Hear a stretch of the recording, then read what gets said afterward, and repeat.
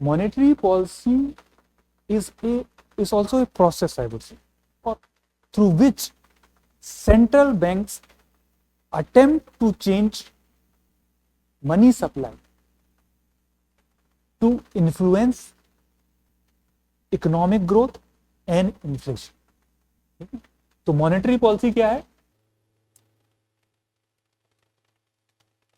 It's a process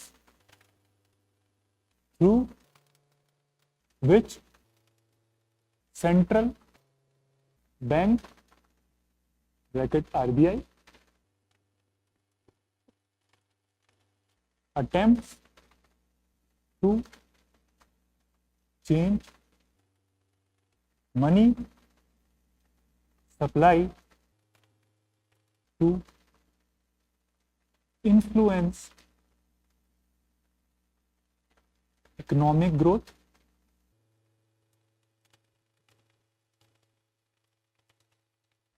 which is GDP and inflation. ठीक है, it is also a process जहां पर हमने मनी, एक बार हमने देख लिया मनी है क्या, फिर हमें समझ लिया मनी सप्लाई क्या।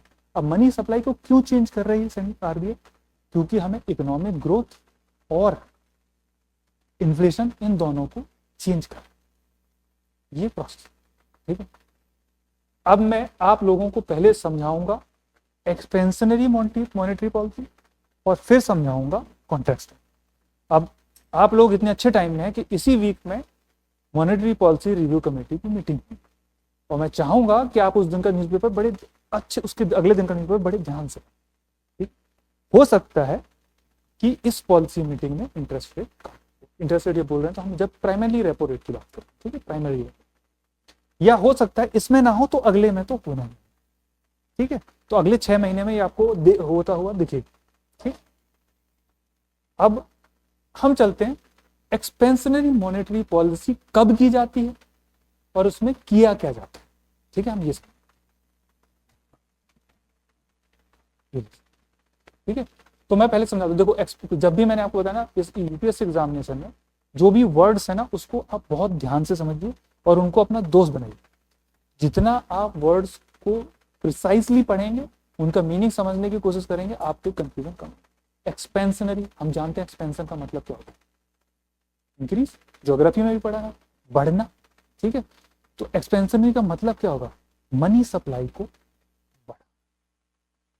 ठीक है, अब पहले हम समझेंगे कि हम इसको करते कब इसकी जरूरत होती है। देखिए, मनी सप्लाई आप वैसे हम समझते हैं कि किस कंटेक्स्ट में जरूरत। अगर आपके पास ज्यादा पैसा जरूरत है, ज्यादा पैसा है आपके पास, मान लीजिए पूरे सिस्टम में, या आपके पास, आपके पहले इंडिविजुअल से आपके पास ज्यादा पैसा है, तो आप उस कब खर्च करेंगे? आप जब ज्यादा पैसा है या कम पैसा? ज्यादा पैसा। Simple, economy is also aggregate of individual and some institution. जो पूरी इकोनॉमी है वो कुछ इंडिविजुअल, ठीक है, जैसे हम, मैं और आप, ठीक है, और इसके अलावा जो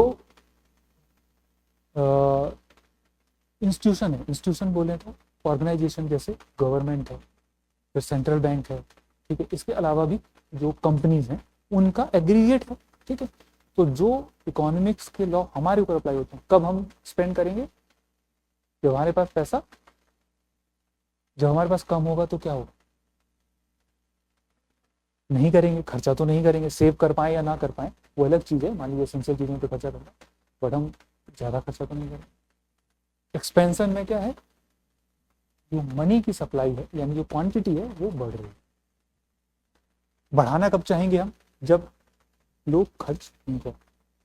जैसे इस समय पर आप लोगों ने अगर न्यूज़पेपर में पढ़ा होगा तो भारत की जो जीडीपी ग्रोथ रेट है वो लास्ट क्वार्टर में 5.4%, काफ़ी कम थी। ठीक है, इसके पहले वी हैव डन वेल, 8 भी रहा। ठीक है, और तो जो एक्सपेंशनरी मॉनेटरी पॉलिसी है,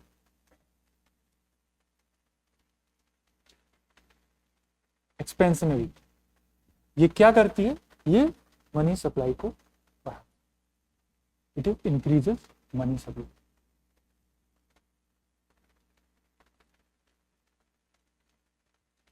अब ये कब की जाती है? पहले ऑब्जेक्टिव क्या होता है? एक्सपेंशनरी पॉलिसी करने का ऑब्जेक्टिव क्या, क्यों करते?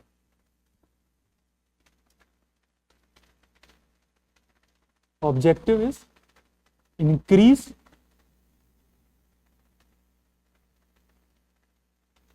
जीडीपी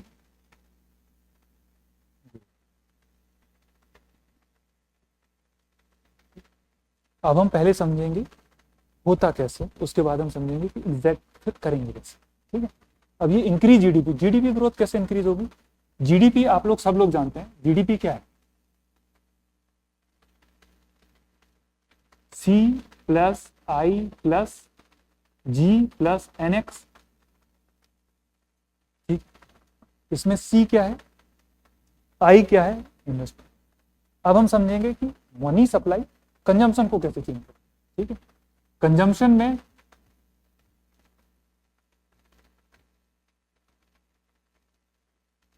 कंजम्पशन क्या है? जो हम लोग, जैसे मुझे 100 रुपए की इनकम हुई, I will spend something on food, something on कपड़ों पे, कुछ हो सकता है कुछ और, कुछ में कार और घर। तो जो कुछ सेक्टर्स ऐसे हैं जो कुछ सेक्टर्स ऐसे हैं जो इंटरेस्ट रेट पे डिपेंड करते हैं। क्यों डिपेंड करते हैं?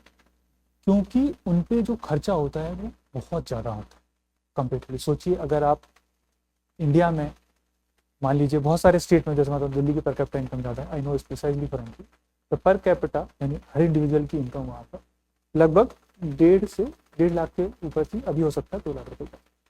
अगर वहाँ पर कोई व्यक्ति कार खरीदना चाहता है तो आज कार की एवरेज कीमत क्या? 10 लाख रुपए के ऊपर तो आती है, कोई भी खरीदे, इससे नीचे नहीं। तो ये हर आदमी की इनकम का बहुत ज़्यादा है। तो ऐसे खर्चे करने के लिए ज़्यादातर व्यक्ति लोन लेते, और वो लोन लेंगे या नहीं ये डिपेंड करता है इंटरेस्ट। और यहीं पर जो इंटरेस्ट रेट का सबसे बड़ा इंपैक्ट है वो इन्हीं सेक्टर्स में आता है। दूसरा घर है। एक घर आदमी 30 साल के लिए ईएमआई पर लेता है, 30 साल का लोन लेता है, लेते हैं, वहां पर भी इंटरेस्ट रेट बहुत फर्क है। तो ऐसे जो इंटरेस्ट रेट से, मतलब जो बड़े क्वांटिटी के एक्सपेंसिव है और जहां पर इंटरेस्ट रेट से सेंसिटिव है, सेंसिटिव मतलब इंटरेस्ट रेट चेंज होगी, इंटरेस्ट रेट कम है तो लोग बोलेंगे ठीक है मैं बैंक से उधार लेके कार खरीदूंगा। इंटरेस्ट रेट ज़्यादा होगी तो लोग कार खरीदेंगे, नहीं खरीदेंगे। घर भी बोलेंगे रुक जाते हैं, जब इंटरेस्ट रेट कम होगी तब।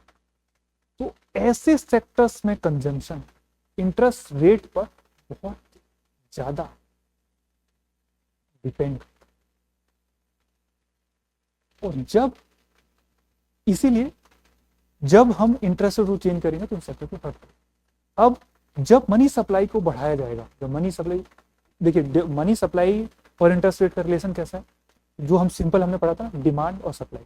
जब मनी की जो डिमांड प्राइस है, हम उसको इंटरेस्ट रेट को एक तरीके का प्राइस मान सकते हैं। ठीक है, तो जब मनी की सप्लाई ज्यादा होगी, सोच लीजिए जब बैंक्स के पास भी ज्यादा है तो वो आसानी से लोन देंगे कि ठीक है आप लोन ले जाइए, कम देंगे। जब मनी कम है तो फिर वो ज्यादा चार्ज करेंगे। डिमांड सप्लाई क्या होता है, सप्लाई कम है तो प्राइस ज्यादा होंगे, सप्लाई ज्यादा है तो प्राइसेस कम होंगे। सेम तरीका, मनी सप्लाई जब बढ़ेगी तो इंटरेस्ट रेट कम होगी, क्योंकि प्राइस और सप्लाई इनडायरेक्टली रिलेटेड है। समझ में आ रहा? तो जब हम मनी सप्लाई को बढ़ाएंगे इंटरेस्ट रेट कम होगी, और जब मनी सप्लाई बढ़ेगी तो interest rate will be reduce. ठीक है, कंजम्पशन क्या होगा, कंजम्पशन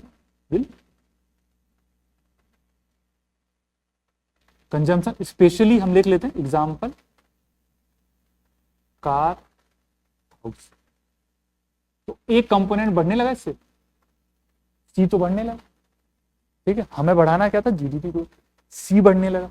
ठीक है, अच्छा इंडिया के केस में तो जैसे सिग्निफिकेंट अप्रोक्सीमेटली 65% ऑफ जीडीपी। दूसरा कंपोनेंट है इन्वेस्टमेंट पे क्या फर्क पड़ेगा।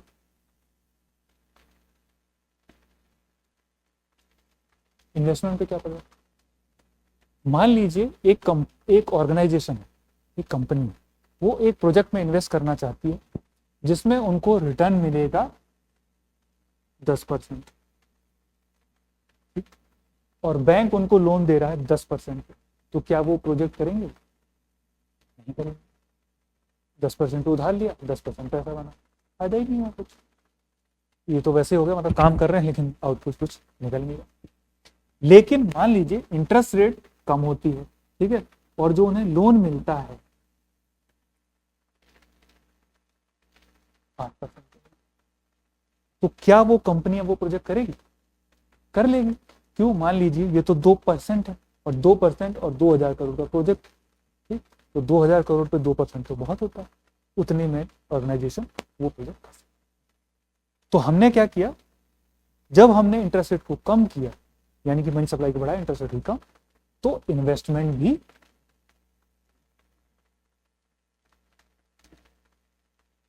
इंक्रीज्ड। ठीक है, एग्जाम्पल फैक्ट्री,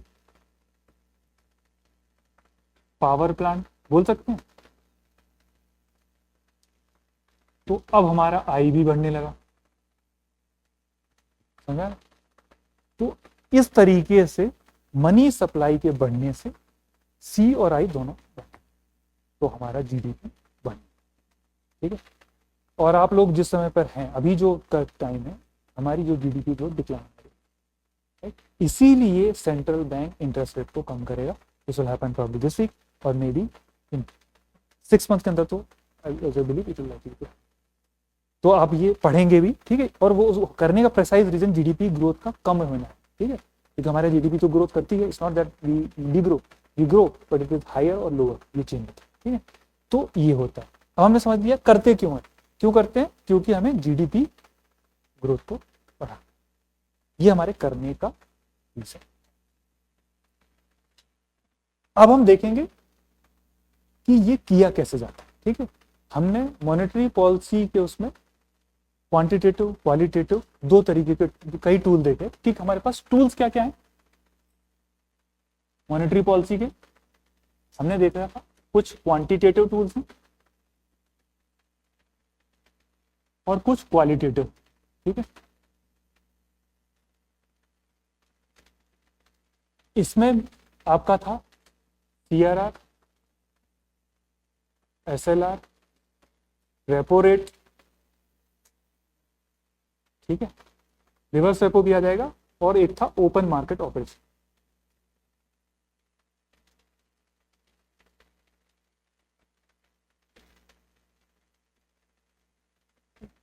मैं चाहता हूं आप ये इन दोनों को हम एक साथ में डील करेंगे।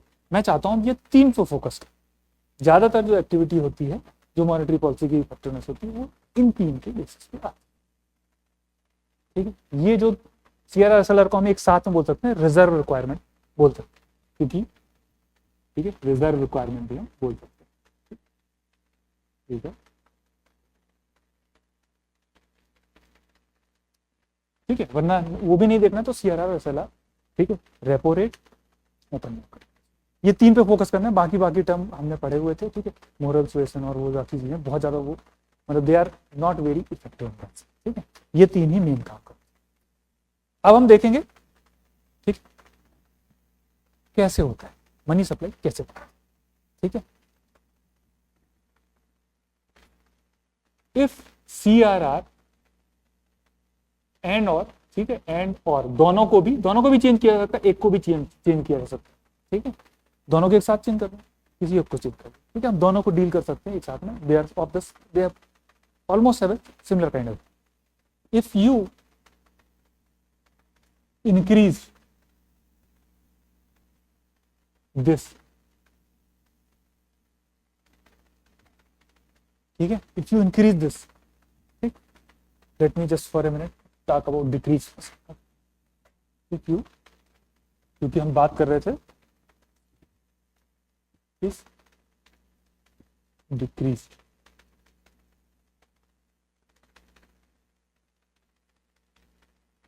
मनी सप्लाई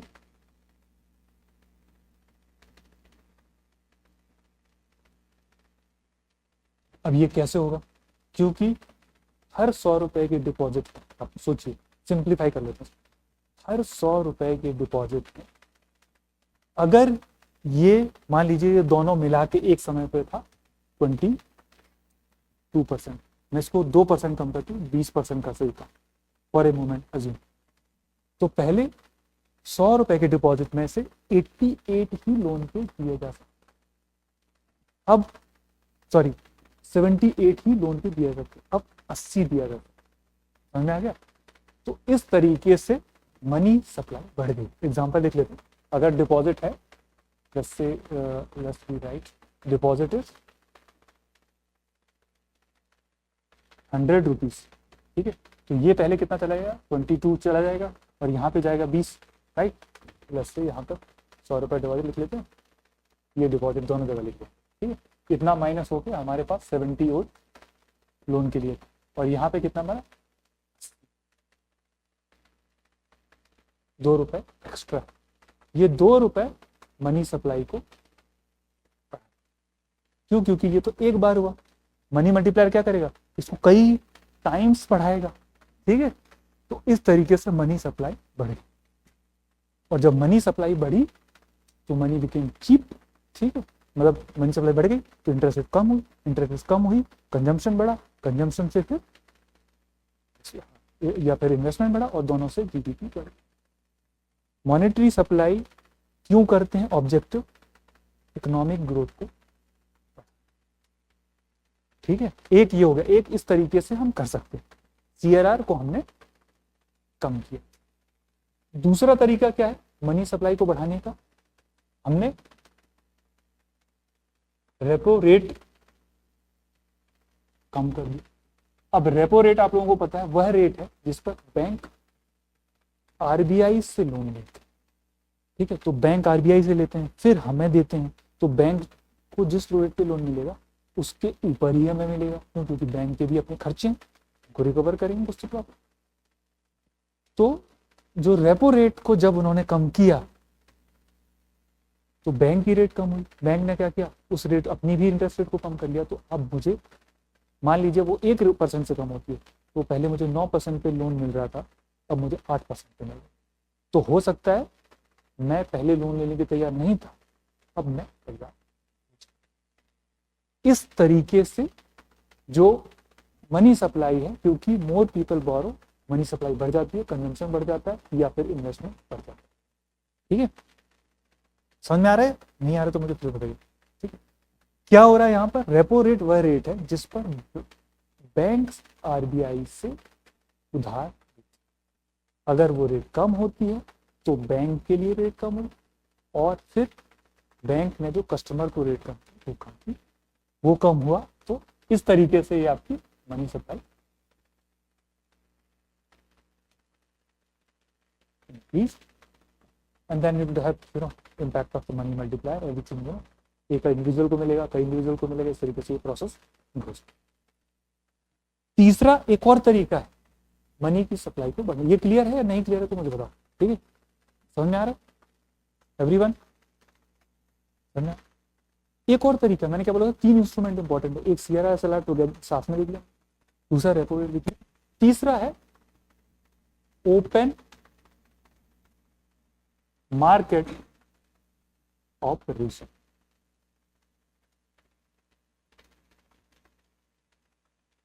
अब जब हमें बढ़ाना होता है, इसमें क्या है, बॉन्ड या तो खरीदा जाएगा बेचा जाएगा, वो है open market operation. Central bank bond यानी कि एक फाइनेंशियल इंस्ट्रूमेंट है, ठीक है, अब लोगों को मैं वो भी बाद में समझाऊंगा अगले यूनिट में क्लियर। वो बॉन्ड या तो बेचेगी मार्केट में और पैसे लेगी, या तो फिर बॉन्ड खरीदेगी और पैसे देगी। एक्सपेंशनरी मॉनेटरी पॉलिसी के केस में जो सेंट्रल बैंक होती है दैट बाय बॉन्ड, जब वो बॉन्ड खरीदेगी तो कैश बैंकिंग सिस्टम में जाए, तो इट बायज बॉन्ड, ये होता है, ठीक है, एंड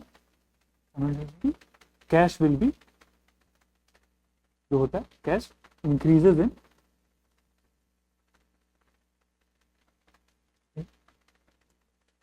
बैंकिंग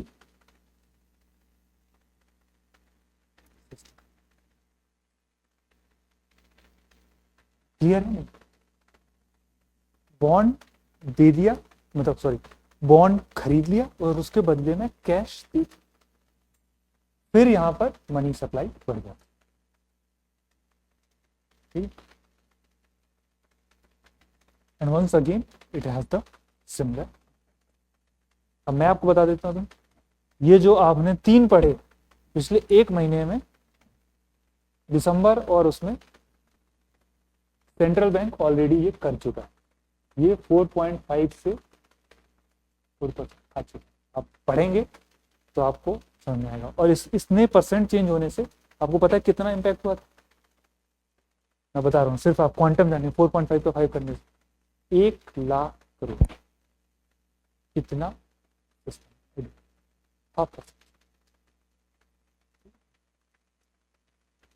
उसके बाद सेंट्रल बैंक ने इस महीने में, मतलब सॉरी फेब आ गया ना, जनवरी के महीने में, ये देखिए open market operation.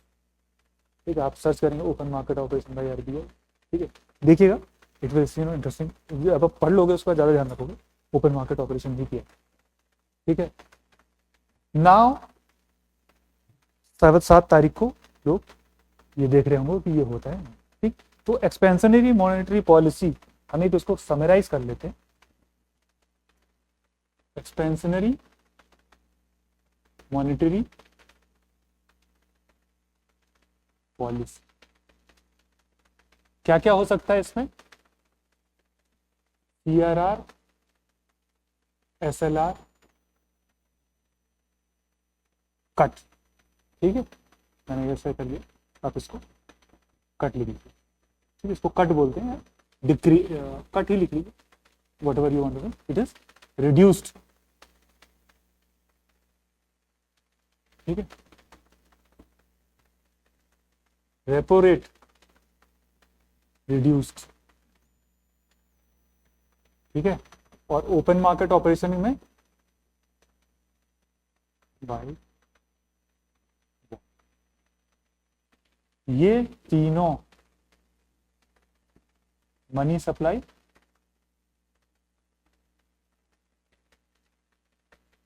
Increased, C up, I up. ठीक है, नेट इंपैक्ट जीडीपी लिख सकते हैं, ये हो रहा है। Main purpose includes the GDP, but this is to understand how that happening. When you increase the GDP beyond, फिर हम इसमें वो भी देखेंगे beyond the point, what are the point. तो ये हो गया expansionary monetary policy। इतना समझ में आया? ठीक है, clear? Can we understand? Can we explain what is expansionary monetary policy? सब लोग बोलो क्या होता है इसमें? Money supply is, how do we do it? ठीक है, क्या पर्पज, ऑब्जेक्टिव क्या होता है इसको करने का, क्यों करते हैं? जीडीपी ग्रोथ को बढ़ाने। कैसे, मेन तरीके क्या है इसको करने का? सीआरआर, एसएलआर को कम करना है बढ़ाना है? रेपो रेट को कम करना है बढ़ाना है? और ओपन मार्केट ऑपरेशन में बॉन्ड खरीदने हैं बेचने हैं। ठीक है, तो ये by bond, this is by RBI. हाँ, ये याद रखिएगा। ठीक है, आरबीआई इज बाइंग। ठीक है, क्लियर? ठीक, हाँ वो भी आएंगे। ठीक है, वो भी आएंगे, बट हम ये बात करेंगे जब जीडीपी ग्रोथ कम हो रही है, इन्फ्लेशन कंट्रोल में। ठीक है, वो क्या होता है कि फिर वो जब एक टाइम के बाद जब जीडीपी बहुत ज्यादा बढ़ती है तो जस्ट। ठीक है, क्लियर है? हाँ बोलिए।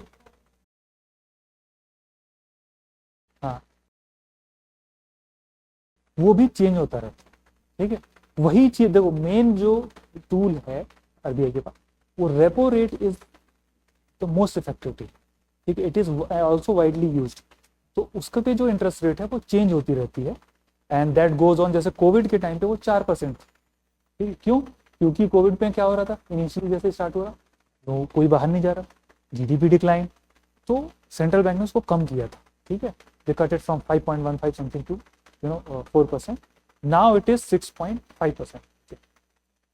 सो अभी वो 6.5 है, now it could be reduce जब हमें मनी सप्लाई बढ़ाना है। तो वो चेंज होता है, repo rate is change. How it control inflation? ठीक है, देखिए वंस अगेन, इन्फ्लेशन क्यों होती है? ऑल्दो हम थोड़ा सा डाइग्रेस कर रहे हैं, बट चलो ठीक है, इन्फ्लेशन पे आने था। इन्फ्लेशन क्या होता है? It is increase in the prices. Inflation क्यों होती है? ठीक है, डिमांड क्यों है? हमने तो बोला कब लोग खर्च करते हैं? जब उनके पास पैसे ज्यादा है। तो हम डिमांड को कैसे, जैसे हमने बोला कि डिमांड बढ़ाने के लिए हमने इंटरेस्ट रेट कम की थी, अब हमें डिमांड कम करना है तो क्या करेंगे? तो जो आपने, चलिए सही टाइम पे क्वेश्चन पूछा, जो कॉन्ट्रैक्शनरी मॉनेटरी पॉलिसी होती है,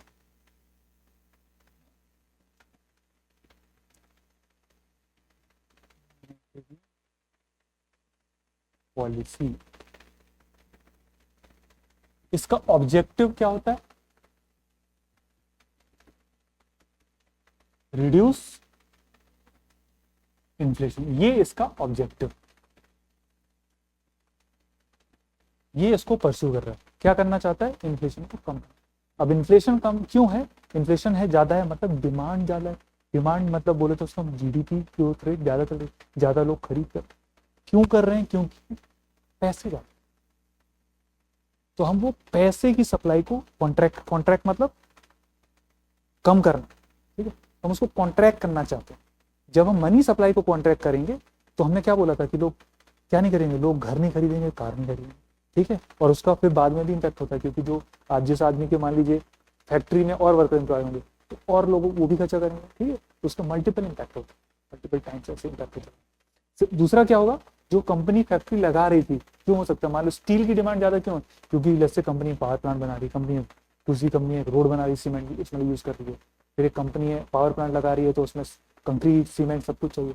तो हम क्या कर सकते हैं, जब हम इंटरेस्ट रेट को, मनी सप्लाई को कम करते हैं तो इंटरेस्ट रेट बढ़ती है। जब वो इंटरेस्ट रेट बढ़ती है तो इन जो स्पेशली जो इंटरेस्ट रेट से सेंसिटिव सेक्टर, चाहे वो घर हो, चाहे वो कार हो, चाहे वो फैक्ट्रीज हो, नया इन्वेस्टमेंट, वो कम होता है। और वो जब कम होते हैं तो इन्फ्लेशन कंट्रोल में आती है। क्यों? क्योंकि अब लोग उतना डिमांड नहीं करते। ठीक, ऑब्जेक्टिव क्या है कॉन्ट्रैक्शनरी मॉनेटरी पॉलिसी का? नाम से समझते हैं, कॉन्ट्रैक्शनरी मनी सप्लाई को कम कर रहा है। ऑब्जेक्टिव क्या है? Reduce inflation. What is trying to do? Reduce money supply. हाँ, अब किसी ने बोला रिड्यूस जीडीपी। हमारा ऑब्जेक्टिव इन्फ्लेशन कम करना, जीडीपी हमें करना पड़ रहा है। समझ रहे? एक चीज होती है कि हम एक कुछ करना चाहते हैं और उसको करने के लिए हमें कुछ और करना पड़ रहा है। जैसे तुम आईएएस बनना चाहते हो, इसके लिए तुम्हें पढ़ना पड़ रहा है, ठीक है। ऐसा नहीं कि तुम पढ़ना ज्यादा चाह रहे हो, ठीक है, समझ रहे हो? कि ऐसा होता है कि कम पढ़ के ही बन सकते तो प्रॉब्लम कर लेते, लेकिन हम यहाँ पर टारगेट, हमारा ऑब्जेक्टिव क्या है? हमें इन्फ्लेशन कम करना। अब उस इन्फ्लेशन को कम करने के लिए हमें जीडीपी को कम करना पड़, ठीक। तो हमने देखा था कि हमारा ऑब्जेक्टिव है इन्फ्लेशन को रिड्यूस करना। अब हम कैसे करेंगे? एक तो पहले हम पूरा क्वांटिटी ऑफ मनी, एक तो हम क्या मनी सप्लाई पर करें, हम मनी को ही कम कर दें। तो इस बार हम काम करते हैं, मतलब नहीं उसी में चलते, सीआरआर और एसएलआर, ये तो लोन को कम करते थे, इनको इंक्रीज कर दिया, इनको मैंने बढ़ा दिया। जब इनको मैंने बढ़ा दिया तो फिर वही एग्जांपल हम देख सकते हैं कि अगर 100 रुपए का डिपॉजिट है, ठीक है, और उसमें पहले 20% मान लो क्या था कि आपको सीआरआर एसएलआर दोनों मिला के रखना था, तो 80 लोन के लिए अवेलेबल था। अब सेंट्रल बैंक क्या करता है, इसको बढ़ा के लेस 25% कर देगा। अब कितना लोन दोगे? This is what is available for loan.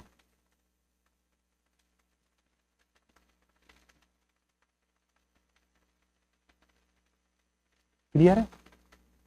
कम कर दिया मैंने, कितना कम कर दिया?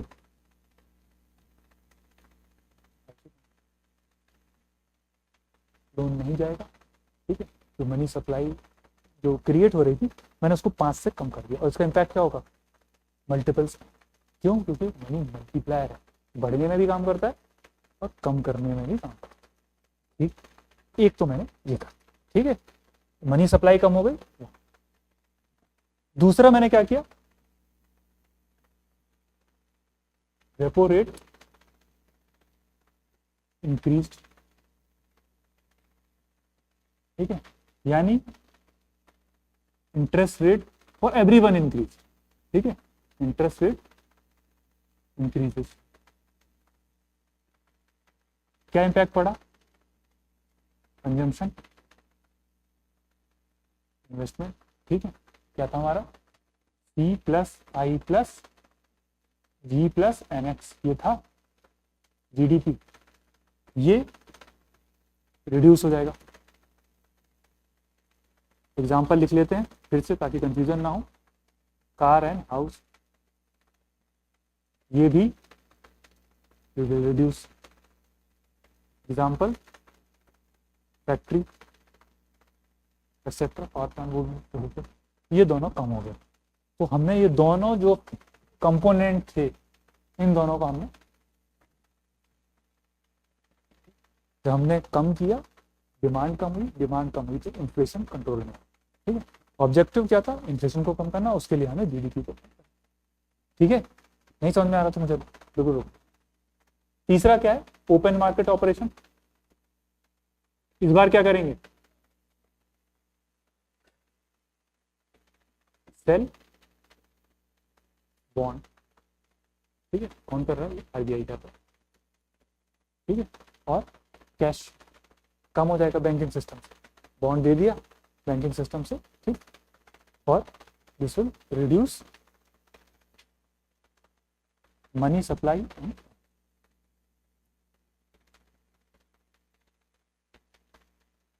Banking system.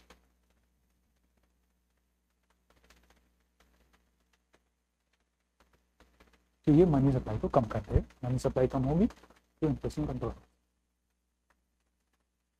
तो ठीक है, हाँ।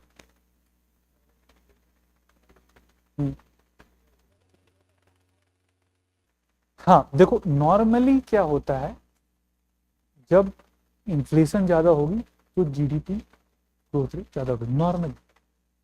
बट ऐसी कंडीशन है जब इन्फ्लेशन भी ज़्यादा हो और जीडीपी ग्रोथ रेट भी कम। उस कंडीशन को क्या बोलते हैं, कोई बता सकते? जब इन्फ्लेशन भी ज़्यादा है और जीडीपी ग्रोथ रेट भी कम है, दैट इज स्टैगफ्लेशन।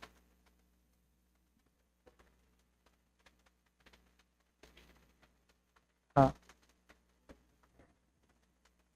देखो, वहां पे क्या होता है कि अब वो स्टैगफ्लेशन क्यों होगी, ठीक है। उन्होंने क्वेश्चन पूछा इसलिए moving to stagflation. Stagflation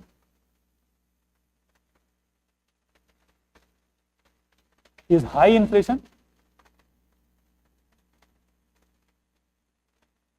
low GDP growth, ठीक है। वहां पर मॉनेटरी पॉलिसी कम इफेक्टिव होगी, लेकिन कंप्लीटली इनइफेक्टिव नहीं, क्योंकि फिर भी एट द मार्जिन अगर आप इंटरेस्ट रेट कम करोगे तो इम्पैक्ट पड़ेगा। लेकिन आप नहीं कर सकते, क्यों? क्योंकि इन्फ्लेशन तो आपको कम करना, इन्फ्लेशन वैसे ही ज्यादा है, तो आप मनी सप्लाई नहीं बढ़ा सकते। तो यहाँ पर जो दूसरी ये इन्फ्लेशन क्यों ज्यादा होगी, इट इज पॉसिबल वो सप्लाई इशू की वजह से, सप्लाई शॉक्स की वजह से, ठीक है। सप्लाई लेड इन्फ्लेशन है, ठीक है, मोस्टली। जैसे मैं आपको बता रहा हूँ, ये कहाँ होने वाला है, कोई गेस कर सकता है कहाँ होने वाला है? ये अगले 6 महीने में ही दिख जाएगा कहाँ होना है, किसी एक इकोनॉमी में ये होने वाला है।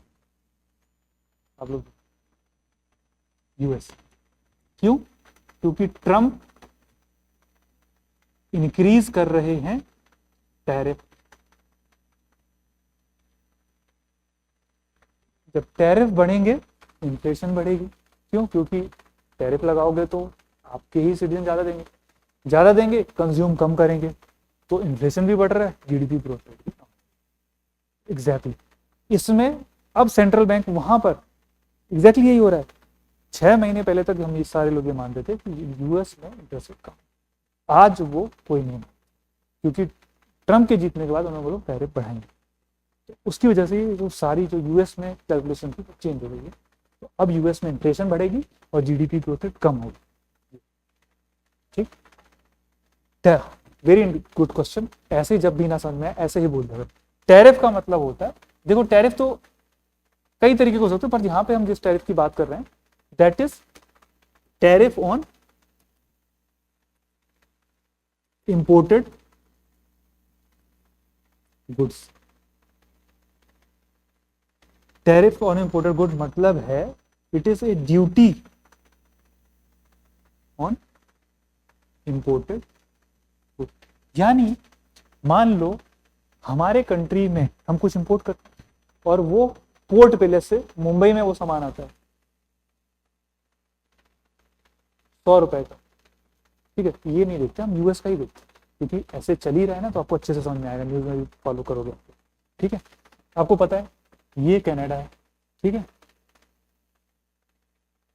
ठीक है, ये यूएस है, ठीक है। कनाडा बहुत सारा जो क्रूड है यानी पेट्रोल डीजल है ना, वो बहुत सप्लाई करते हैं यूएस।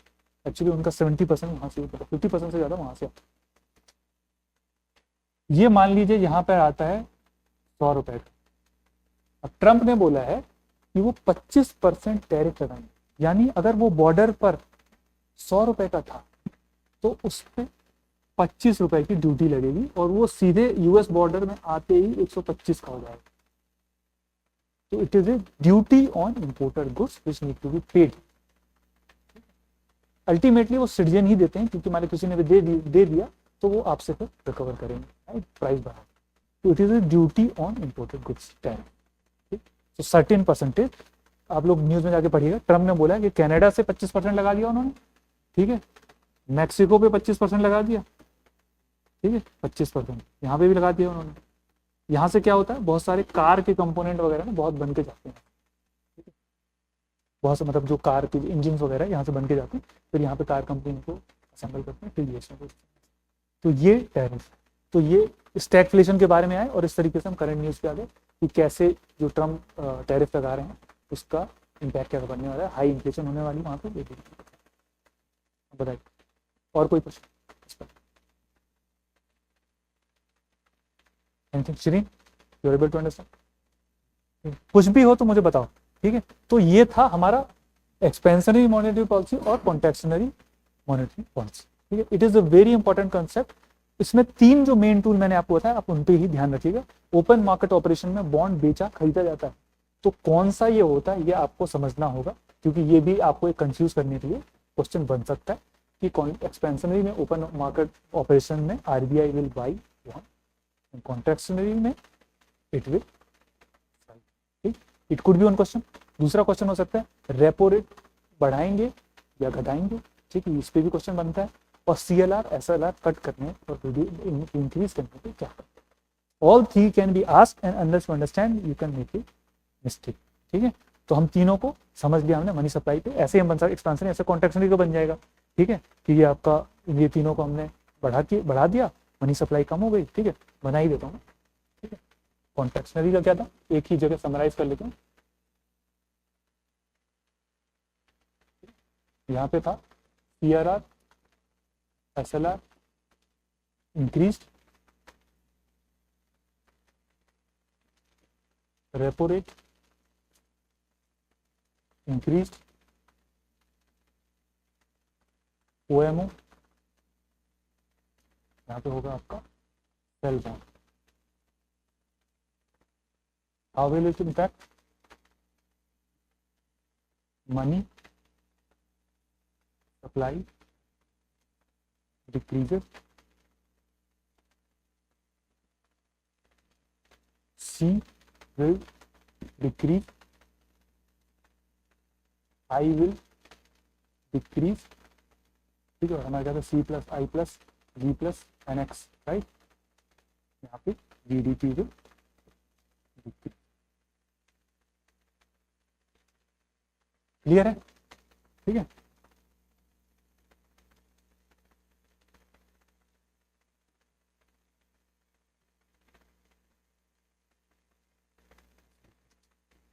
क्लियर, ठीक है। I hope now it is very clear, you will be able to attempt the question, ठीक है। तो ये 2 ही फेस होते हैं in the between what can happen, जैसे nothing happens, neither central bank is cutting neither. इसमें एक टर्म आते हैं, ठीक है, मैं आपको बता देता हूँ, ऐसा जरूरी नहीं है जानना। जो कॉन्ट्रैक्शनरी मॉनेटरी पॉलिसी है, ठीक है, उसमें कई बार आप लोग सुनते होंगे, इसको बोलते हैं, टर्म है, ठीक है, ऐसा कुछ जानना जरूरी नहीं है, हॉक, ठीक, हॉकिश बोलते हैं, हॉकिश इंस्टेंस, ठीक है, जो कॉन्ट्रैक्शनरी होता है, एक लिख सकते हैं आप, वैसे मुझे नहीं लगता पूछा जाएगा, बट फिर भी हम जो चलेंगे न्यूज़पेपर में हो सकता है आपको मिले, ठीक है। और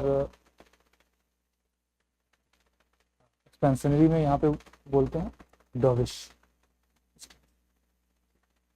बोलते हैं, नॉट, मतलब वैसे जरूरी नहीं है आप लोगों को जानना, ऐसा नहीं पूछेगा कभी, ठीक है, बट फिर भी ये बोलते हैं। तो मैंने आप लोगों को पूरा जो मैं बोलूँगा कि जो एसेंस है ना, वो मैंने आपको समझा दिया है। अगर आप इतना समझ में जाएंगे, आप क्वेश्चन कर लेंगे। और मॉनेटरी पॉलिसी और फिस्कल पॉलिसी इंपॉर्टेंट, क्योंकि ये दो प्लेयर चेंज करते हैं जो बाकी लोग हैं उनके बिहेवियर को, इंडिविजुअल और कंपनी रिस्पॉन्ड करती है इंटरेस्ट रेट। गवर्नमेंट बिना ज़्यादा वरी अबाउट इंटरेस्ट रेट खर्चा करती है, मॉनेटरी पॉलिसी इंटरेस्ट रेट को चेंज करती है, उसके बाद बाकी लोग। तो ये दोनों प्लेयर, मतलब इसलिए मॉनेटरी पॉलिसी और ये काफ़ी इंपॉर्टेंट रहता है, ठीक है।